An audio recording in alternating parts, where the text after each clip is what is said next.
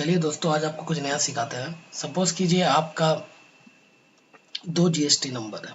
एक आप बंगाल में कर रहे हैं, एक आप बिहार में कर रहे हैं, या यूपी में कर रहे हैं, कहीं भी कर रहे हैं। तो आपको बुक्स ऑफ अकाउंट्स अलग अलग मेंटेन करना पड़ेगा, अलग अलग पीएल भी बनाना पड़ेगा, अलग अलग बैलेंस शीट भी होगा। लेकिन लेकिन साल का आखिर में आपको दोनों को मर्ज करना है। अब आप सोचिएगा कि ये तो बहुत लेंदी वाला काम है, इसका लिए अलग से टीडीएल खरीदना होगा ताकि आप अलग अलग बिन मेंटेन करें। कोई जरूरत नहीं है। अगर आप चाहें तो एज अ टैली में as a single balance sheet इसको मेंटेन कर सकते हैं। लेकिन इसमें एक ही प्रॉब्लम है, इसमें आपको कुछ कुछ चेंजेस आपको दिखेगा जो मैं आपको एग्जांपल के तौर पे बता देता हूँ। और कुछ कुछ चीज़ आपको बहुत बारीकी से मेंटेन करना होगा, तभी आप इसको प्रॉपर कर पाएंगे। बाकी इसमें आज तक कोई इश्यूज है नहीं, आप नॉर्मल तरीके से इसको काम कर सकते हैं। ठीक है, चलिए मैंने ऑलरेडी इसमें करके दिखाया है, मेरा एक है। लेकिन मैं आपको शुरू से इसमें करके भी दिखा दूंगा, उससे कोई इश्यूज वाला बात नहीं। तो चलिए शुरू करते हैं। अब आप देखिए, मेरा एक कंपनी है, एक वो एबीसी लिमिटेड है, वो XYZ लिमिटेड है। ठीक है, दोनों में मेरा काम होता है। एक मेरा सपोज कीजिए बंगाल रजिस्ट्रेशन है, ये वाला मेरा बंगाल रजिस्ट्रेशन है, और एक दूसरा वाला मेरा बिहार रजिस्ट्रेशन है। दोनों का मेरा डेटर्स क्रेडिटर्स, मतलब जो डेटर्स मेरा बंगाल से खरीदता है वो जरूरी नहीं कि वो बिहार से ना खरीदे, वो बिहार से भी खरीदता है। जो मेरा बिहार से खरीदता है ऐसा नहीं, को बंगाल से, मतलब डेस्टिनेशन अलग है, दोनों ऑफिस अलग है, लेकिन mandatory of debtors and creditors एक है। तो इस सिनेरियो में मैंने टैली में तो बहुत अच्छा मेंटेन कर रहा हूँ, जीएसटी सीजीएसटी रेटर्स क्रेडिटर्स, बहुत कोई दिक्कत नहीं। बंगाल का अलग, बिहार का अलग, अलग अलग बिल्स दे रहा हूँ, अलग अलग जीएसटी मेंटेन कर रहा हूँ, क्योंकि पोर्टल अलग अलग है, अलग अलग बैलेंस मेंटेन कर रहा हूँ। लेकिन जब साल का आखिर में या फिर कोई भी पार्टी मुझे बोलेगा भैया मेरा अल्टीमेट बैलेंस बताइए, तब आप क्या कीजिएगा? तब आपको एक्सेल में मेंटेन करना होगा। लेकिन कोई जरूरत नहीं, इसका लिए आप अपना टैली से एज अ सिंगल फिगर उसको बता सकते हैं कि क्या है ये। थोड़ा सा इसमें कुछ एरर्स है, क्योंकि देखिए अगर आप टीडीएल खरीदते हैं तो टीडीएल, एक टीडीएल का कम से कम 50,000 रुपये पड़ जाएगा, तो ये आपका फ्री ऑफ कॉस्ट में हो जाएगा। तो चलिए देखते हैं कैसा होगा। पहले आप दोनों कंपनी खोल लीजिए, तभी वो चीज एक्टिवेट होगा। मैंने देखिए पहला कंपनी खोल लिया, अब फिर मैं दूसरा कंपनी भी खोल ले रहा हूँ। यहाँ आपको दिख रहा है कि दोनों कंपनी खुला हुआ है। अब आपका सामने एक ऑप्शन सामने आ जाएगा, वो है ग्रुप कंपनी। ठीक है, इसमें आप ग्रुप कंपनी को यस कीजिए। अब कंपनी का नॉर्मल सा नाम दीजिए, जो आपका कंपनी का मेन नाम है। मैंने तो एबीसी XYZ एग्जांपल से दिया हूँ। जैसा आपका कंपनी का नाम अगर एबीसी है, एक आपका बंगाल है, एक आपका बिहार है, या तो आपका बिहार है या तो आपका यूपी है, जो भी है, तो आप मेन कंपनी का यहाँ नाम दीजिए। सब उसका लिए पहले कंपनी का नाम मैं चेंज करके सेम कंपनी कर दे रहा हूँ। ठीक है, चलिए यहाँ एबीसी लिमिटेड, इसको इसको मैं बंगाल कर दे रहा हूँ।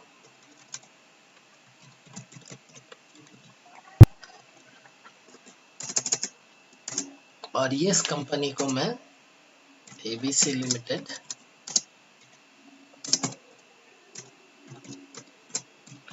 बिहार कर दे रहा हूँ। अब मेरा दोनों कंपनी का नाम एक ही हो गया, लेकिन अब मुझे जो ग्रुप कंपनी है उसमें मेरा एबीसी लिमिटेड ही है ये, तो फिर वो मैं कैसे करूँगा? तो चलिए,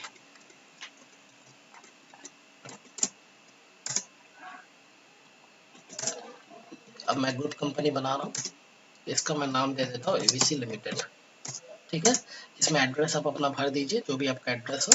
उसके बाद आप स्टेट दे दीजिए, आपका जो मेन जहाँ से आप ऑपरेट करना चाहते हैं, मेन कंपनी, जैसे आपका वेस्ट बंगाल का मेन है ब्रांच आपका, उसके बाद तो मेन हेड को यहाँ डालिएगा। तो मेरा वेस्ट बंगाल है, पिन कोड इनको डाल दीजिए आप, जो भी आपका है डिटेल्स डाल के। अब मेंबर कंपनीज आप डालिए। मेंबर कंपनीज आपका कौन है? एक बंगाल है, एक बिहार है। ध्यान दीजिएगा, जो आपका मेन कंपनी होगा उसका ही स्टेट यहाँ डालिएगा और उसी को ऊपर में डालिएगा। ठीक है, और जो सेकेंडरी ऑप्शन है उसको सेकंड में। इसमें आपका जितना कंपनी चाहे आप मर्ज कर सकते हैं, कोई दिक्कत नहीं है। ठीक है, अब चलिए मर्ज हो गया। देखिए यहाँ पे आपका एक ग्रुप कंपनी बन गया। ठीक है, ये देखिए आपका एक ग्रुप कंपनी यहाँ बन चुका है, जिसके अंदर आपका दोनों कंपनीज है। ठीक है, अब आप एक चीज इसमें गौर कीजिए। सपोज कीजिए इस बंगाल में मेरा जीएसटी का लेजर है, जीएसटी का, सीजीएसटी का एक लेजर है 679। ठीक है, और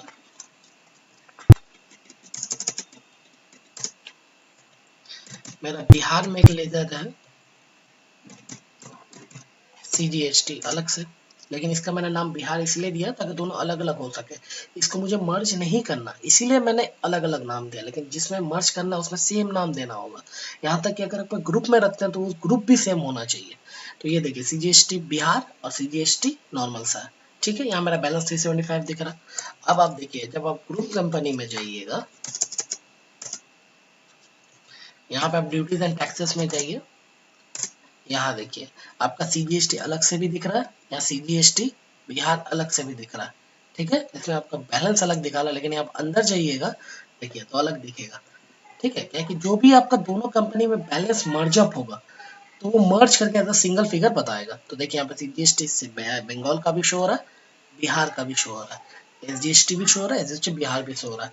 अब आपका सपोज कीजिए दोनों में आपका TCS एप्लीकेबल है, तो दोनों में आप TCS अप्लाई कर रहे हैं, तो दोनों का आपको TCS तो पेमेंट, अब यहाँ सपोज कीजिए आपका दोनों अलग अलग ब्रांच है, लेकिन आप mandatory books of account Bengal में मेंटेन कर रहे हैं, बैंक पेमेंट्स बंगाल में मेंटेन कर रहा है, तो TCS का तो सिंगल लेजर होना चाहिए ना, तो आप उसमें अलग अलग लेजर मत मेंटेन कीजिए। आप एक काम कीजिए, अब लेजर बनाइए TCS on sale of goods दोनों में, बंगाल में भी बिहार में भी, और उसको सेम हेड में रखिए करंट लायबिलिटीज में। अब जब वो मर्ज हो जाएगा तब उसका फिगर देखिए आप, जैसे इसमें देखिए, इसमें आपका करंट लायबिलिटीज में TCS और सेल ऑफ गुड्स कितना दिख रहा है 29766, ठीक है। ये दोनों का मर्ज फिगर है। जब आप अंदर जाइएगा तब आपको लेजर अलग दिखेगा, क्यों? क्योंकि जैसे बंगाल वाला दिख रहा है, बिहार वाला इसमें मर्ज हो चुका, आपको बाहर से दिखेगा नहीं, अंदर से नहीं दिखेगा, बाहर से दिखेगा। तो बाहर में आपका ये लाइव देखिए, इसमें आप मिलाइए, देखिए इसमें मेरा टोटल ड्यू था इतना, इतना मैंने पेमेंट किया, फिर इतना ड्यू दोनों था, फिर इतना मैंने पेमेंट किया, देखिए आपका क्लोजिंग बैलेंस मैच हो जा रहा है। इधर साल का आखिर में मेरा इतना ही ड्यू बैलेंस है, ये दोनों बंगाल और बिहार मिला के। अब मैं एक एग्जांपल दिखा दे रहा हूँ, यहाँ पर सपोज कीजिए यहाँ दिखा रहा है 29766, लेकिन जब आप अंदर जाइएगा यहाँ दिखाएगा 23948, तो 23948 से आप माइनस कीजिए 23966, ठीक है, 18 रुपए, सर 29766 है, तो 29766 माइनस 23948, तो आपका 5818 है। तो ये बैलेंस आपका बिहार में है, आप चेक कीजिए।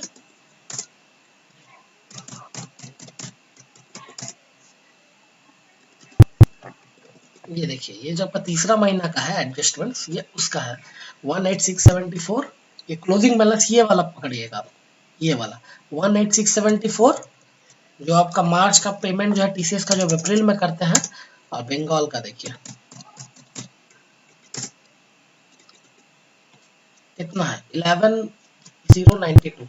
अब 11092 प्लस 18,000 जो कुछ भी था, तो 29,000 आपका आ गया ना, तो वो दोनों मिला के जो मर्ज बैलेंस है वो आपको यहाँ शो कर दिया।